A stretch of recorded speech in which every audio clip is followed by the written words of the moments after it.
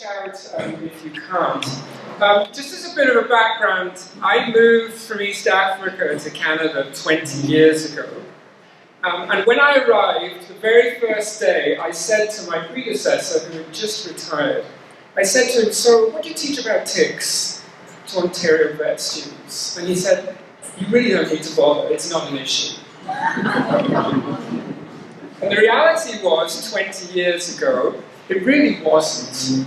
But things have changed very dramatically since then. And I think you've seen it firsthand. And so I want to give you an update on what's been happening across the province. I'm well aware that some of the things I'm going to talk about for some people are controversial. If you disagree, if you've got any questions, please feel free to interrupt as we go along. There'll be time at the end. Just so that you know, Lyme disease, you don't need me to tell you, is for some people a controversial issue. And so I'm going to base a lot of my comments on three sources of information. Firstly, information that's been obtained by public health folks across both the province and the country. Secondly, I'll be referring to statements in what's called the human consensus statement on Lyme disease, and there's an equivalent one if you're interested in dogs or other animals. And these are called consensus statements. They get a whole group of experts to sit in a room and talk about the controversial issues. They're called consensus statements because not everyone agrees when things are new, and so the consensus represents the majority opinion on issues. And if there are any other areas where there's big controversy still, I'll let you know what those areas are. So, what I want to do today is a few things. Firstly, what I want to do is talk to you a little bit about what are the ticks that we see on our pets and on ourselves in this province at the moment, and what do they transmit, if anything, to your pets or yourself.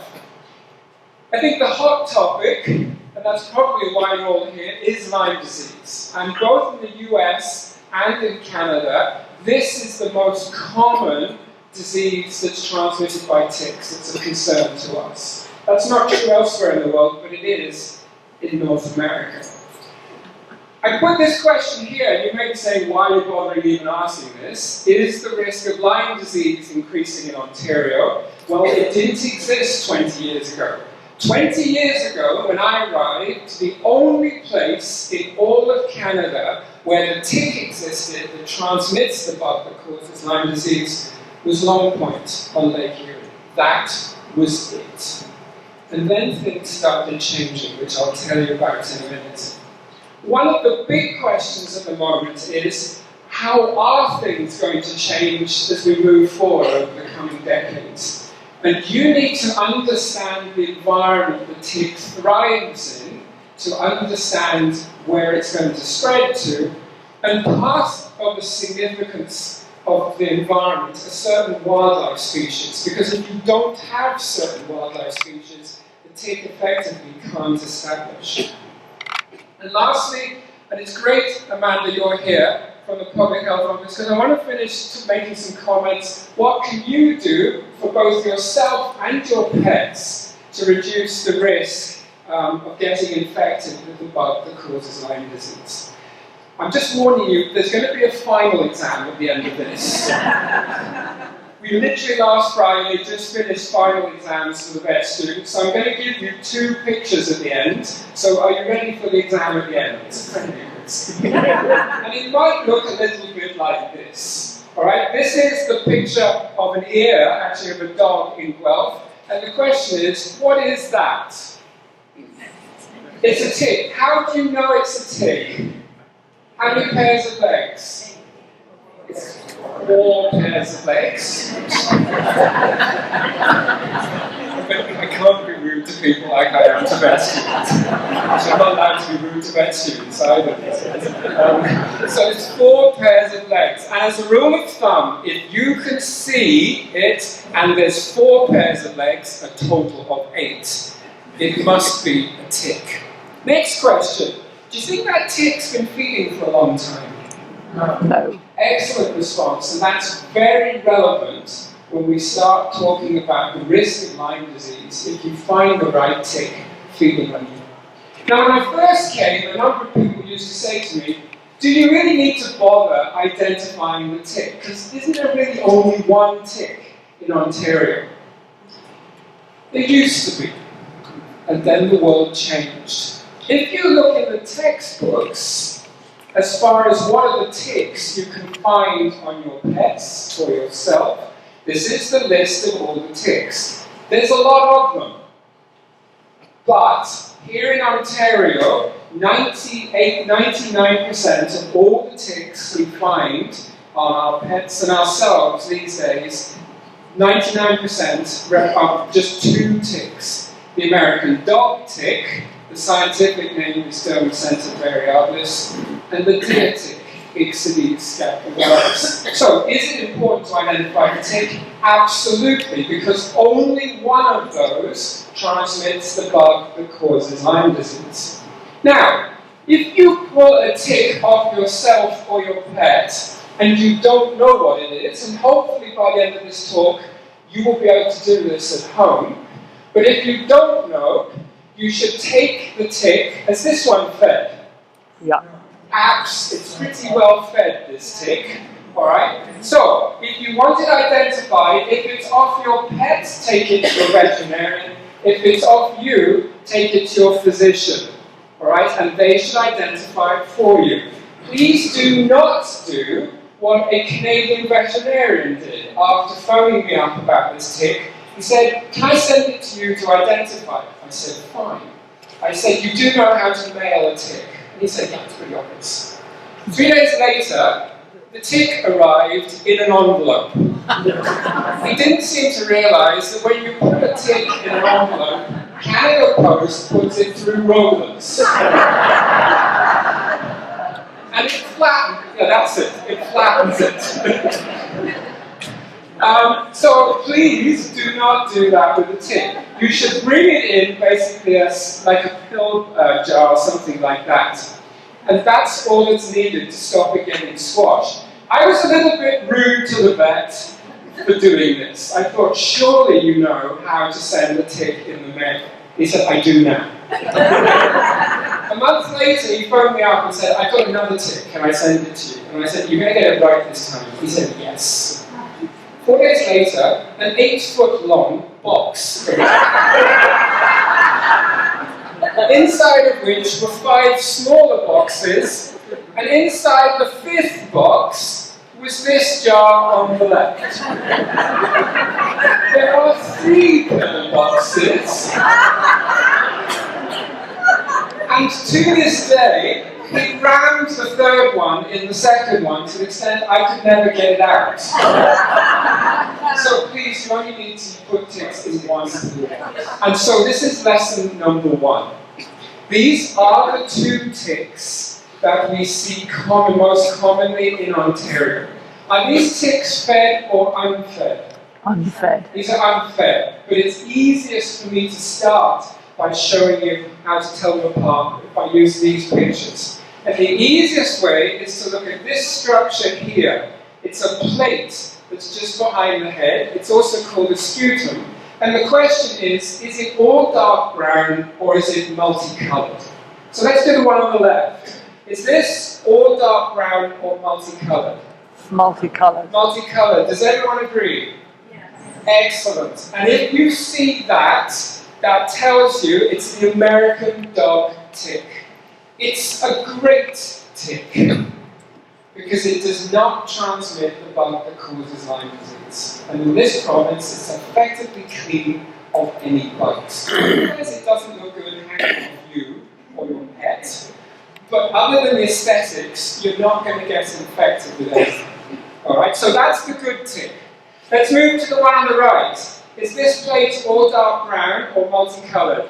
Dark brown. Everyone appreciate that, it's all dark brown. And that's the tick that's the concern.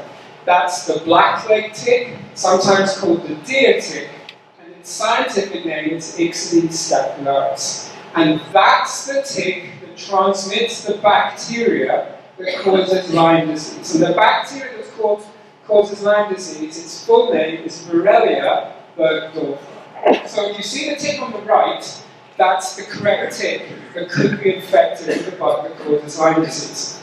If you wonder, why do we call it Lyme disease? Well, it's a bacteria infection. This is a picture of the bacteria. Any idea where it was first diagnosed in North America? Lyme. A town called Lyme in Connecticut. It could have been Napanee disease, but the Americans beat us to it. And all the evidence is they had it on the northeastern seaboard of the US for over 100 years. It's only very recently that things started spreading. So that's where it gets its name. Let's now look at ticks as you're most likely to find them on your pets. Typically they fed significantly because our pets have a coat. And so it's more difficult to find the ticks on our pets than ourselves. So here's a tick on a dog. In fact, it's the ear of a dog. And my question to you is my dog going to get Lyme disease? No. So... Maybe. No, because it's... So let me just point this out. This tick, it's a female tick. Has she fed? Yes. What's she feeding on? She's feeding on blood to produce thousands of eggs. Alright? Don't let this throw you. The plate, the sputum, is just here. Can everyone see that? Is it multicolored or all dark brown? Multicolored. So, which tick is it? Dog tick. The American dog tick. There is no chance that my dog, or if it's me, is going to get Lyme disease from this particular tick. So this is the American dog tick. What's beside it? So the question at the front was what's beside it. So just on the left here, it's actually a male tick that's upside down. Right, so it's not very visible. That's all that's on the left there. So, let me just tell you a little bit about this tick, because once you understand a little bit about this tick, you'll have a clear understanding about where the other tick could perhaps become established. That tick, as I mentioned, right, was feeding on blood, and once the tick is fully engorged, she drops off into the environment, and you see these eggs, thousands of eggs, the tick releases into the environment. Out of the tick hatches a baby stage that's referred to as a larva. That's typically in the environment, we typically never see it. And I'll show you the species it usually feeds on, but to mature, the larva has to feed usually on rodents. Once it's fully mature, it drops off that animal, it molts into a nymph, and then that whole process starts again. The nymph has to feed on something, it's usually a wildlife species. Once that's fully engorged, it drops off into the environment, and then you have an immature adult, and it's that we usually see on ourselves or our pets, particularly once they've started feeding. But you have to have all these life cycle stages happily living in the environment, and so you need the species they feed on for that to occur as well. So for instance, if the tick fell off indoors, it's not going to establish indoors, it's just going to die. Alright? But the environment you have around here is perfect for these ticks. So, a few comments about Dermacentor variabilis. First thing, the larvae I mentioned typically feed on wild rodents, that's why we never see them. The nymphs that develop out of the larva usually feed on larger wildlife species, but we do sometimes see them on dogs and cats. And then the adults typically feed on various larger wildlife species, but we also see them on dogs and cats. What type of environment? It tends to be where many places we go hiking, open grassy meadows. And so essentially anywhere across the eastern half of Canada, you can find this tick, but not everywhere. But is it a good or a bad tick? It's a great tick. It does not transmit the bug that causes Lyme disease. Alright, so just remember that when you see it. When will you see this tick? Now. This tick appears as an adult in the Ontario environment, probably started appearing a week or two ago, and you will see it typically until the middle of the summer. At this time of the year, you will also see the other tick that's a concern. And so that's why this time of year, it's really important to ask, which tick am I dealing with? Are you ready for final exam question number 2? Which tick is this? Ear tick. Everyone agrees it's ear tick. Has it fed? Yes. Oh, it's well fed. Yes, absolutely. So, let me just make sure you're comfortable. Do you see the plate? It's all dark brown. Do you see that? And that immediately tells you here in Ontario, essentially, it must be the deer tick. Alright? So, a few important facts about that. How do you how does the tick come in contact with you? Ticks are great. They just sit and wait. They're not like fleas. Anyone if you've ever been to the tropics where I lived for 12 years, I will never forget sitting in the lounge of someone's house on a Sunday after lunch, and I suddenly noticed at the other end of the living room a cloud of fleas coming up through the floor, and then they came right across the floor to where I was sitting. They literally will hunt you. Ticks, they're the laid-back guys. Here they are. This is a tick that's climbed up to the top of a blade of grass, and can you see it's got its forelegs out? Right? It's literally waiting for you or your pet to walk by. And these ticks have not yet fed. So this is Ixodes scapularis, and this is the tick that the Public Health Agency of Canada and Public Health Ontario are concerned about. They're not concerned about dogs, which is where I come from. They're concerned, rightly so, about you. Why? Well, as we've already talked about, this is the tick that transmits the bug that causes Lyme disease. But it also transmits another bug that infects people and pets called Anaplasma phagocytophilum. It's much less common. And it also transmits a third parasite that infects people that's very rare in this province, and it's called Babesia. So the most important thing it transmits in this province is the bug that causes Lyme disease. Now you will note on 2 of these bugs, I put the letters 40X+. Does anyone have a dog? I don't believe that. Okay. If you have a dog and you are concerned about your dog getting heartworm, typically you would visit your vet every year to have your dog tested for heartworm. And the test most vets use is a little test called a 40X+ test. And in addition to testing your dog for heartworm, it simultaneously tests dogs for evidence of infection with these 2 things. So we've actually learned a lot about the risk of Lyme disease and the other bug from testing our dogs for heartworm every year. So for those of you that don't have a dog, get one. Because it's actually benefiting public health. So, I already know one of you has had first-hand experience of finding one of these Ixodes scapularis ulum in the last 2 weeks. So, I want to make sure you're aware of the sizes of these ticks. So, first arrow is a picture of a larva. Do you think you would see that? No. And it's rare those are ever feeding on people. That's a nymph. So that's what molts and develops out of a larva. Do you think you would see that? Maybe. This does play a role in the risk of Lyme disease in people. Alright? And these are the adults. They've not fed at this point.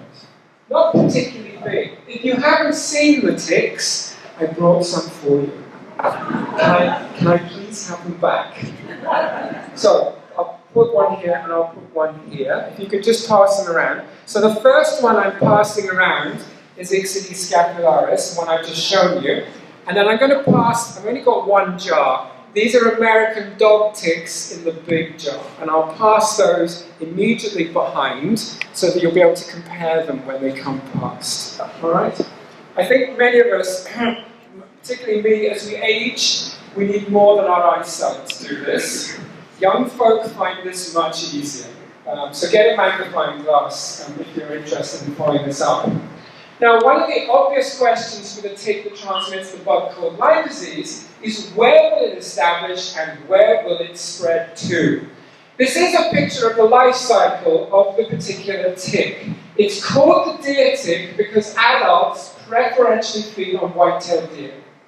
They feed on white-tailed deer. It is not where they get infected with the bug that causes Lyme disease. Once they've fully fed, they drop off into the environment and they lay eggs. But this is where it gets interesting. If the mother is infected with the bug that causes Lyme disease, none of her offspring are born infected. So the bacteria does not pass to the offspring. So all those eggs are in the environment, they hatch, and out of those hatch larvae. Right? They're not infected. But what are they going to do? They feed primarily on wild rodents. And it's usually things like white-footed mice, which there are a lot of in this part of Ontario. And what's the significance of that? Well, they get their blood when they feed on these mice, but it's where the tick gets infected with the bug that causes Lyme disease. Because it's in the blood of these mice, it does not make them sick. But once the tick feeds on that mouse, once the bacteria gets inside the tick, that tick remains infected for life. But none of its offspring are born infected.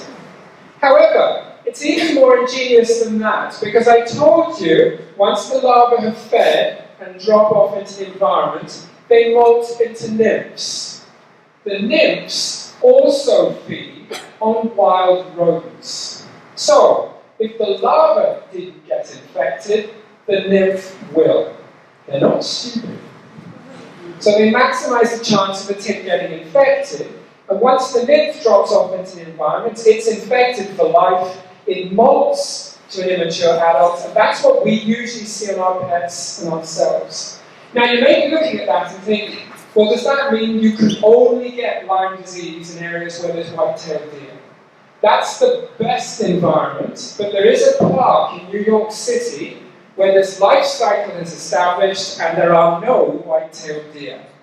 The adults have learned to feed on rats. But it's at its best in areas where white-tailed deer occur. So, a few comments. On which hosts do we typically find, firstly, larvae? I said white-footed mice.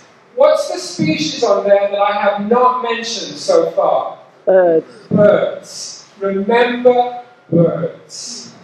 They're extremely important. The nymphs primarily feed on wild rodents. What's the species I haven't mentioned until 5 seconds ago? Birds. Birds. If you're a larva or a nymph and you've attached to a bird for a blood meal, you will remain attached to that bird for up to a week. If the bird then takes off, where do you go if you're the tick? With the bird. It's a free flight into Canada at this time of the year.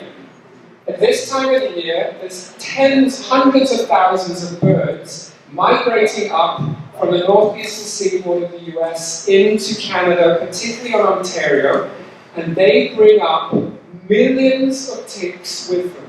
And even if Donald Trump,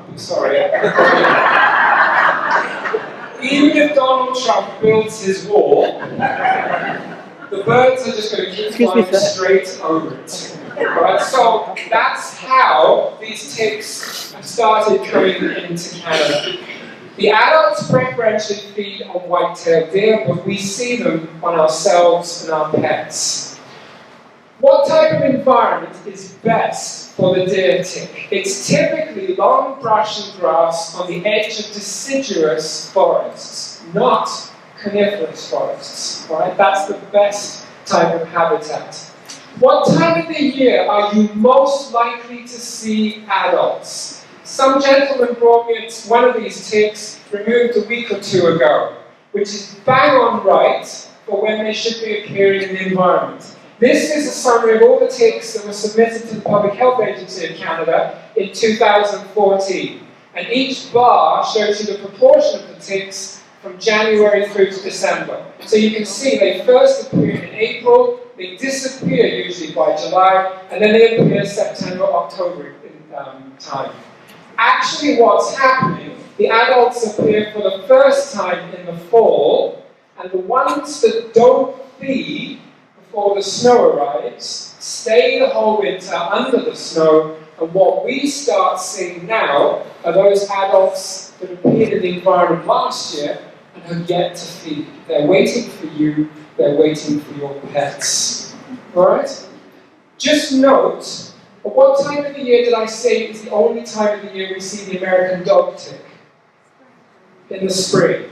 So at this time of the year, the two ticks are in the environment. At this time of the year, in the fall, if you pull a tick off yourself, it's very, very likely it will be the deer tick. You should still get it identified. So what influences the risk of exposure to that tick? You, and where the tick lives. You've got to go into the tick's habitat. And this is a classic picture of a deciduous forest, the type of environment the tick thrives in. Please note, if you go for a hike and stay in the center of that trail, you will not come in contact with the tick. But as soon as you wander off into the long grass, that's where you'll get exposed to the tick. I lived in East Africa. How many of you think you've seen lots of ticks? With the deepest of respect, you probably haven't, unless, like me, you've been afield in East Africa, where at certain times of the year there are what are called tick blooms. And suddenly you can look out across the whole field, and there's this grey-brown haze in the grass, and it's millions of ticks. We're not like that yet, alright? So it's not often you can see massive numbers. Now, where did I say prior to 1995 was the only place in all of Canada this tick was found? Long Point, Lake Erie. And that's down here. After 1995, the public health folks started realizing they were seeing the ticks elsewhere in Canada. And so they set up a system for collecting ticks from right across the country. And you can see in 2008, the majority of the ticks, southern Quebec, eastern Ontario, and parts of southwestern Ontario, but also parts of the Maritimes and Manitoba. When you first see these ticks, and that's not what you are at now, when you first see these ticks, where I live in Guelph, we don't have them at the moment, you have to ask, are they what we call adventitious ticks, which means that they recently dropped off a bird, because if that's what they are, they're likely going to die out. Are they those, or what you know you now have here, and that's happily multiplying, thriving tick populations? Because once that's established, the risk to you and your pets is completely different. So, for instance, if I go back to this map, you see those ticks? There's one lonely tick from northern Alberta. I can tell you there's no actively breeding population up there. There's one tick, there's no significant concern. So, let's move over to Ontario. A lot of work was spent trying to work out where in this province are the ticks happily multiplying. Not just dropped off birds, but happily multiplying. And to do this, you have to send students out dragging for ticks in the bush in multiple seasons. They have to catch rodents. They have to test rodents and to prove not only the tick is there, but the bug is there. It's a lot of work and it's very expensive. But over the years, these are all the areas that have been shown to be the endemic sites. They are largely the national parks on the northern shore of Lake Erie and Lake Ontario. Why? Why were they the first areas for ticks to establish in Ontario? So when you're a bird and you migrate up from the US at this time of the year, where's the first Tim Hortons for birds? As you go across the Great Lakes, it's the national parks. So it's not too surprising. I think what's surprised all of us is what's happening in eastern Ontario. Because until about 10 years ago, there were no ticks in this region. But over the last 10 years, there's a large area that's got us infested with this particular tick. One of the problems with all the work that went into that map, it took a long time, and by the time they said Napanee is endemic, it was 5 years later. It was too slow. Things have been changing too quickly. And everyone was saying, we can't keep doing this. Nature's changing too quickly. And in the last few years, the public health folks switched over to what's called providing a Lyme disease risk area map. And this is the most recent map, and you can get it from Public Health Ontario's website. It will be updated in the next month or two. And what they now do, whenever you submit a tick, the right tick, to a physician or a veterinarian, the public health people, if it's a new area, will go out there, they'll drag in 2 seasons, and if they find the tick in 2 seasons, that's it. It appears on this map as a 20-kilometre circle around the area where that tick was found. And my understanding is they are essentially keeping up to date with all the ticks that are submitted from new areas, but you must submit the tick. I know people, for instance, outside this area who say, I've seen the tick. And I said, but did you submit it? And they said, well, it's not on this map. I said, it's not on that map because you haven't submitted the tick. Right? So, if you're outside the areas, please make sure you submit the ticks.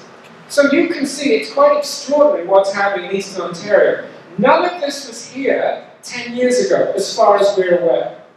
There's a provincial park roughly halfway between Kingston and Ottawa called Murphy's Point Provincial Park. Does anyone know it?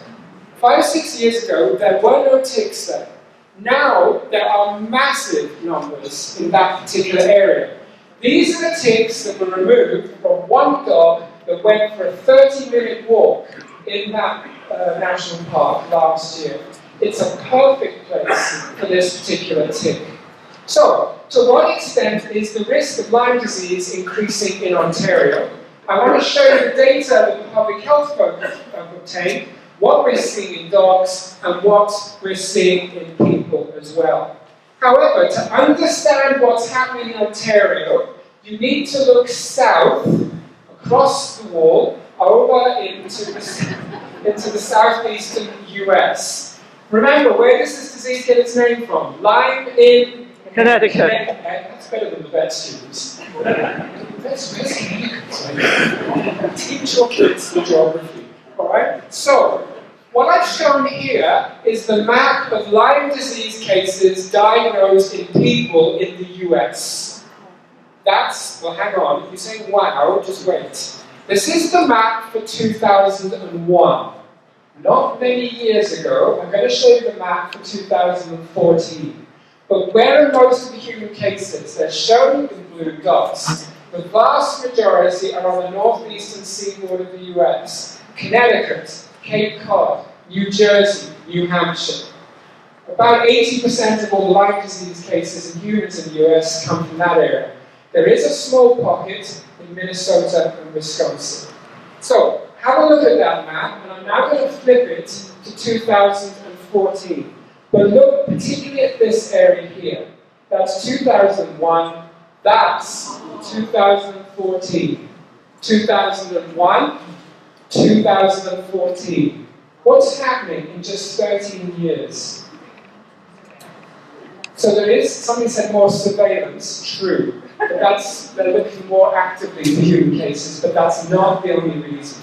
There's a lot more cases, and they're moving in which direction? Northwest, towards us. But do remember, whilst that's happening on the ground every spring, millions of birds take off from this area and fly into Canada. Then we go back to 2001. Look at this area in Minnesota and Wisconsin, because if you live in Manitoba, this is the area that should concern you. 2001, 2014. 2001, 2014. It's the same type of dispersal that's happening. There's significant increase in the number of human cases. So, what about the ticks that have been found of you and your pets? As I mentioned, for many years, federal and provincial funding was provided to monitor for the presence of this tick the deer tick, and whether or not it was infected. And the Public Health Agency of Canada shared these data with me. These are all the Ontario tick submissions from 2007 to 2013. The ticks of cats, dogs, and people. The vast majority of these ticks are off people. That's interesting, but what's more interesting is the proportion of the ticks that were found infected with the bug that causes Lyme disease.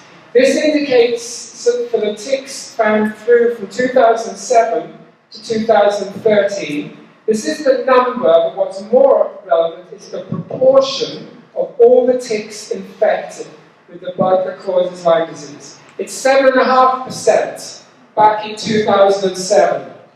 But look at what's been happening. 2008, 2010, 2013, it's up to 18.4%. So on average, on average across the province, there's a 1 in 5 chance the tick's infected. Amanda, you were telling me now the figure for this area is about 40%, is that right? Yeah. So, it's significant. That's the figure for the whole of the province. For this area, about 40% of your ticks are infected. You've had it longer than other places that have been looked at. So very different figures for proportion of infected ticks in different areas. So talk to the people working in the areas you're visiting. That's Borrelia. What about this other bug that infects people, Anaplasma? It's consistently remained very low at about 0.3%. The bigger concern is the bug that causes Lyme disease. The last column is the number of locations where infected ticks have been found, and it went up from 35 to 163 locations in just 7 or 8 years. Things are changing dramatically. These are the overall figures. Firstly, for Ontario as a whole, just over 18%. If you travel across Canada, so for instance, if you go to Manitoba, about 1 in 5 ticks are infected. If you go to Point Pelee, this is back in 2012, how many of their ticks are infected? About 27%. And the holy grail for Lyme disease in Canada, the place that's had it longest, about 60% of the ticks are infected. Now, I used to say that's the worst place in Canada. It's not true. Mercus Point Provincial Park, 2 years ago, 83% of the ticks were infected. And you just said 100%. Wolf Island. I suspect it's not really 100, but it's pretty high. It bounces up and down, but it's very high. So where you travel to can greatly vary the risk of exposure to the tick and the chance of getting exposed to the bug. Now, in case you're concerned your tax dollars are not being spent in this area, I thought I'd show you this map that just 2 weeks ago I downloaded off Public Health Ontario's website. This shows for 2015 all the ticks that were submitted to them and whether or not they tested positive for the bug that causes Lyme disease. Let me explain how this works. The size of the dot indicates how many ticks they received. So this dot here indicates somewhere between 1 and 10 ticks. And if it's grey, it means none of the ticks tested positive. Now I know where you're all looking. Are there grey dots where you live? There's a lot of coloured dots. Alright? There's one very large dot here. Alright? And that indicates more than 40 ticks were submitted, and that colour indicates 50% or more of them were positive. There's a lot of testing going on now on your behalf across this province. This map's available on Public Health Ontario's website. You can watch it as things change over the coming years. So, who has a dog? And if you have a dog, are you with it? Because if your dog's getting exposed to the bug, you're in the same environment. I'm going to show you the dog data first. I mentioned, those of you that have dogs, we often test them every year with this particular device for heartworm. but it also tests for antibody to the bug that causes Lyme disease. Back in 2007, data were available for 68,500 dogs. We don't do this for people, we do it for dogs. Dogs are great for telling us about the risk of Lyme disease where we go hiking. 2008, we had data for just under 57,000 dogs. And then it went quiet. These data are all owned by the manufacturer of the test called IDEX.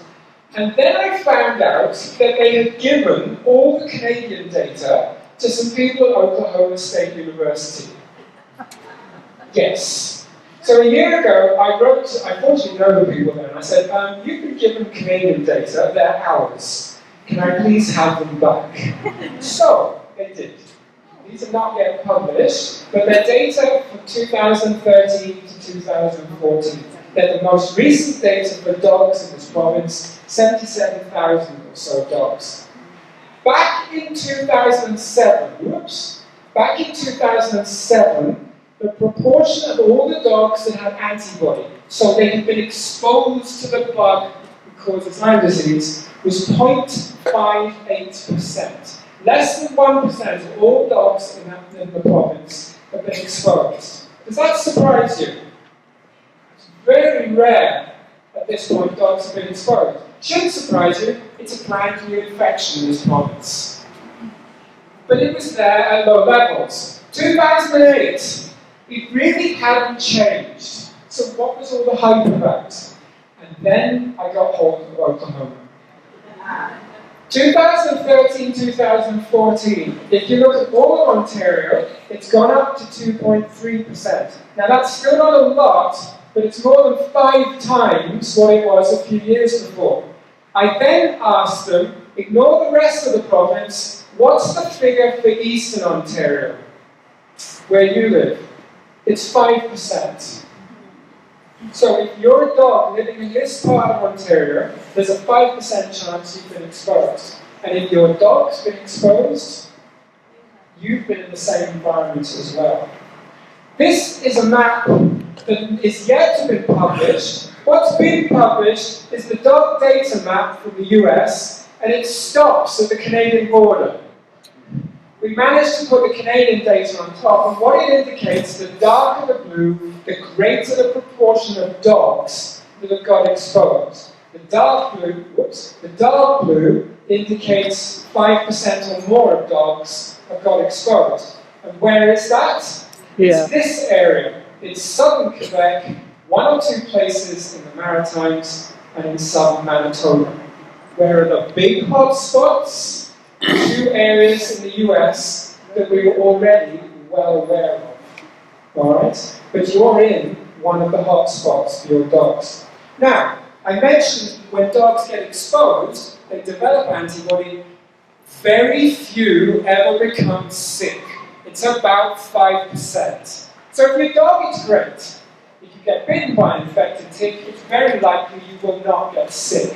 But some do. And so, if you ever see your dog with a shifting, intermittent lameness, swelling of the joints, take the dog into your veterinarian. Dogs are very different from people in another respect. It takes many, many months before they become sick. It can take up to 5 months. In people, it's much, much quicker. But this is the important point. Most dogs, about 95% of dogs that get exposed, never become sick. What about people? Now, what you may not be aware, in this province, Lyme disease in dogs, you can see I'm a vet here. Lyme disease in people is what's called reportable. The physicians have to report you if they diagnose you with Lyme disease. And the reportable guidelines for Lyme disease, they're here, you can get those online. And we've learned a lot about how things are changing in the province from data that's publicly available. Firstly, what does Lyme disease look like in people? Please afterwards go and see all these folk in there. They've got all the latest information. So I'm just giving you a summary. A lot of people, this does not happen in dogs, the most common early sign is this large red swelling of the skin. All all right?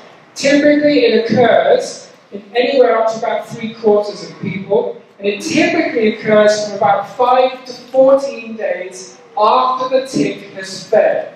It's at least 5 centimeters in diameter. Does that look like a regular bug bite? No. Who's ever had a bug bite? Okay, how quickly does that happen? Almost immediately, certainly usually within hours, all right? And almost never do they get to that size, 5 centimeters in diameter. So if you ever have a lesion, a skin rash, red like that, we call it erythema migrans, go to your physician, all right? Next issue, once the bacteria has spread beyond the skin, people typically within the first month develop, they often will develop flu-like signs. So if it's tick season and you have flu-like signs, go to your physician. Alright? If you go in with the early stages of infection, so you've got a skin rash or the flu-like signs, the infection typically responds very quickly to treatment with an antibiotic. If you ignore it, in some people it can cause serious manifestations. But in the early stages, it can be very readily treated. So, I told you this is a reportable disease, and a lot of physicians typically are now supposed to be using this map that I've shown you when they work you up. Now I realize you live in an area where you have this tick, but essentially physicians are supposed to have this map in their office to look at, and I'll explain why. There are 3 definitions of Lyme disease confirmed. The first one is, you've gone into your physician with a red rash on your skin, more than 5 centimeters in diameter, and you have either lived in or traveled in to one of these known areas. If that's the case, alright, you're considered a confirmed case. The second definition, you don't have the skin rash, but you have other clinical signs consistent with Lyme disease, and after you've gone to a physician, they do a test that confirms the presence of the bug inside you. Alright? And that is also referred to as a confirmed case.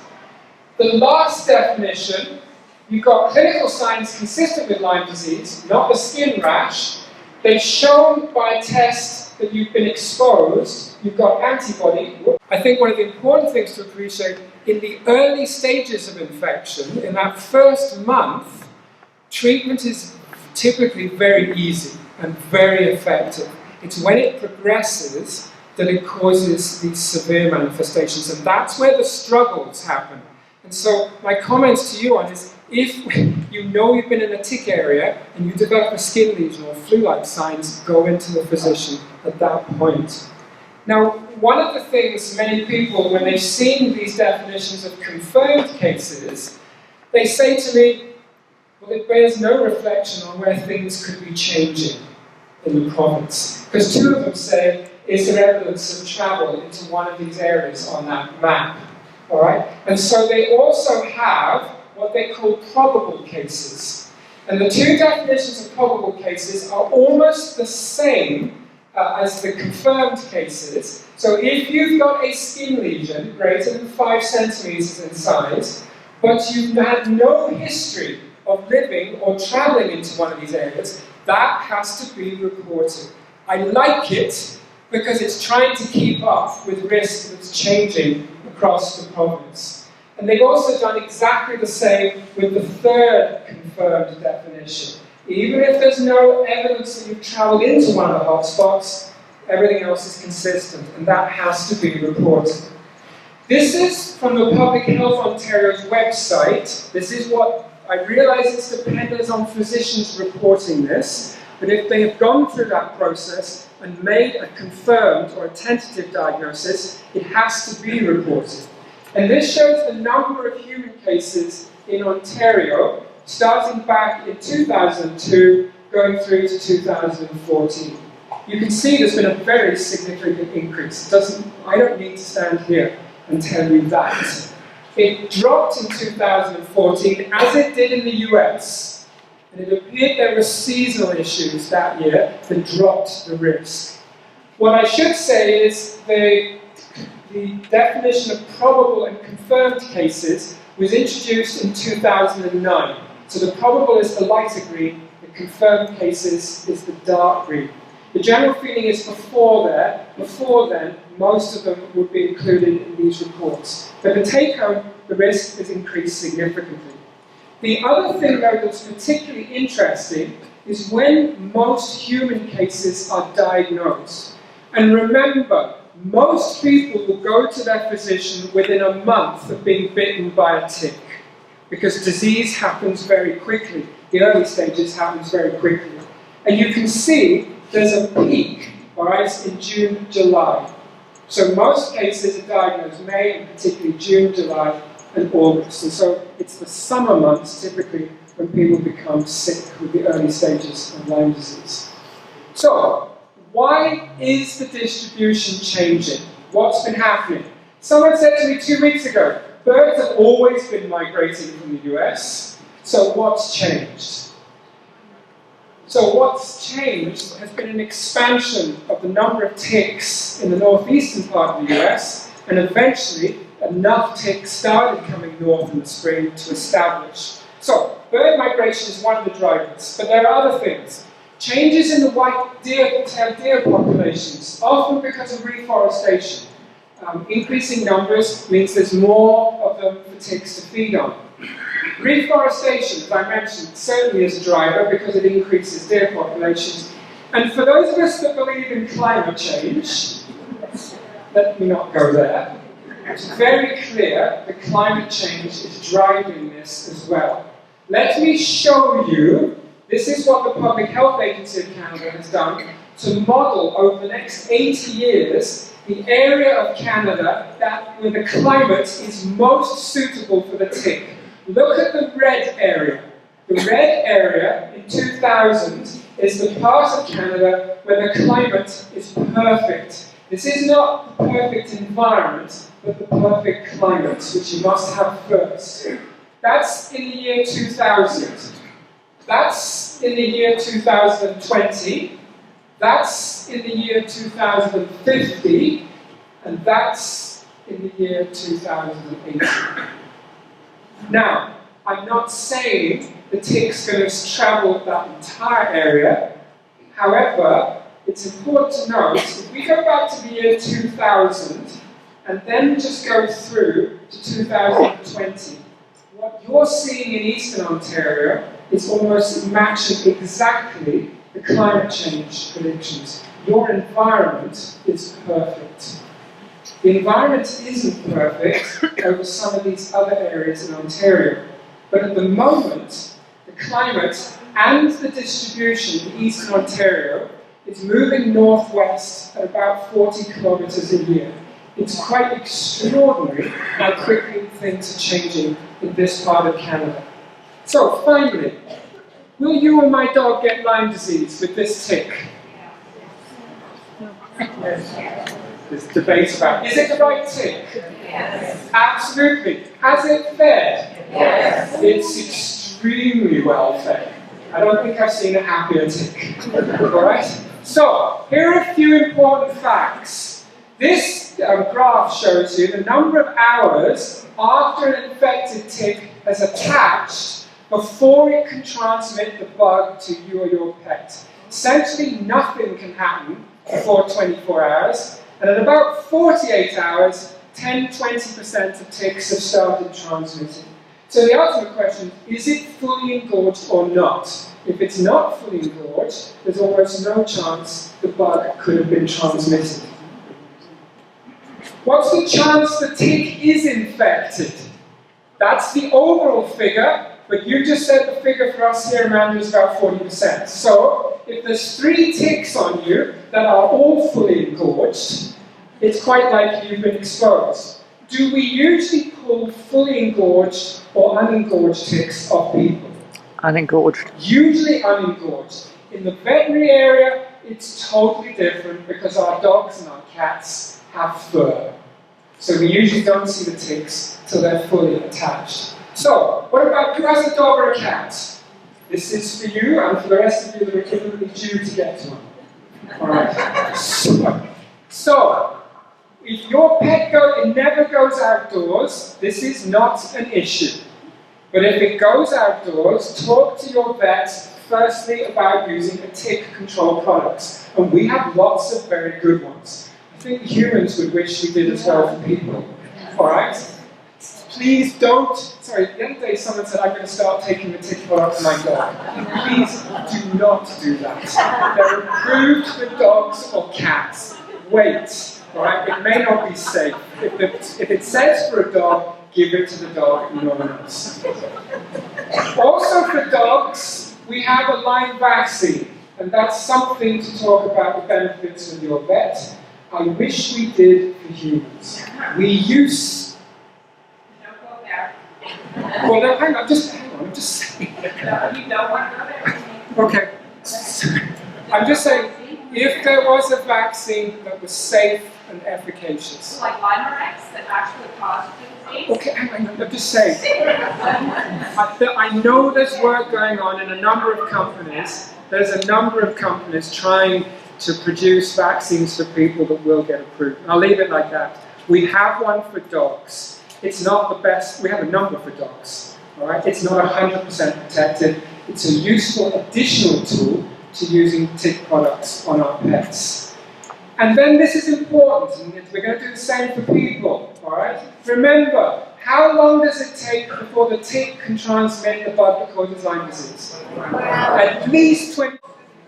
As a rule of thumb, transmission, there's 2 studies that went into that graph that was shown there, all right, that showed they could find no significant evidence of transmission under 24 hours, which makes a lot of sense as far as the recommendation for daily tick checks.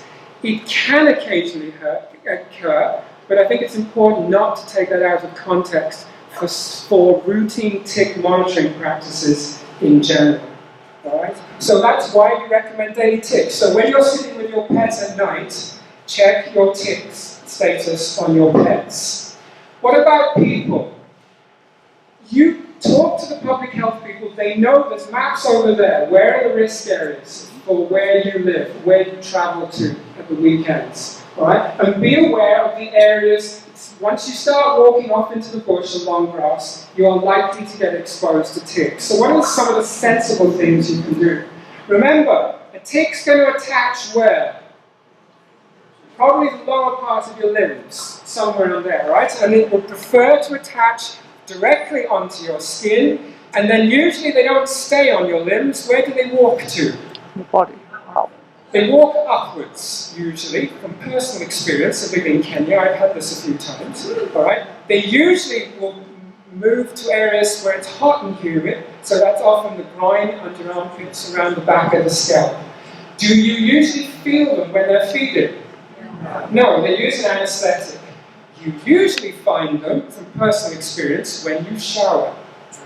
And that's because we're very good at knowing where our lumps and bumps are. And the 3 times I've had a fully engorged tick, and it must have been there for a few days, I found all of them in the shower. And so it's one of the benefits of showering regularly. For keeping clean, all right? It helps, we know where we have moles and where we don't. Someone said to me they were showering and said to their wife, I think I got a mole where I didn't used to have one. And his wife said, that's not a mole, it's a tick. All right? So, other practical issues, wearing long pants tucked into your socks so the ticks can't attach directly onto your skin. They've got to crawl up on the outside of you, and you're more likely to see the ticks. Wearing long sleeve shirts tucked into your pants, everything's trying to make sure you find them on your clothes before they get on you. Spraying your clothes with things like DEET acts as a repellent, so the ticks are less likely to attach to you. And then, if you know it's tick season and you've potentially been in those areas, every time you check your pets for ticks, check yourselves, all right, for the presence of ticks. And if at all possible, remove them if they're attached. If not, go into your physician and ask them to do that. So are you ready for the final exam? Yeah. Will my dog or me get Lyme disease from this tick? Yes. Is it the right tick? Absolutely. Is there any chance it's transmitted the bug that causes Lyme disease? No. It's not fed. It's not even attached. Alright? So, what about this glorious tick? Yes. Is it the right tick? You're convinced it's not the American dog tick? So it's not, alright? So you're absolutely right. Alright? Large brown sputum, fully engorged. This is Ixodes scapularis. It's fully fed, and around here, Amanda told us what proportion of ticks are infected? About 40%. And if anything, that figure is just going to go up over the coming years. So, just in take-home points, I hope this is just giving you an update on what's happening across this province. Your risk of exposure depends on your lifestyle. If you watch Oprah all day and you never go outdoors, this is never going to be an issue, essentially, alright? But the risk can change dramatically. Please remember, most ticks that come off people have hardly fed. So the chance of exposure is very low. Unlike our pets, where most ticks are fully engorged by the time we feed them, confine them. And talk to your vet about appropriate prevention strategies, certainly for your pets. I hope that's been a useful update. I'd like to thank all these people that provided the information, particularly my colleagues at Oklahoma State University, who have given Canadian data back to Canada. It's dog data, but it's useful for understanding our risk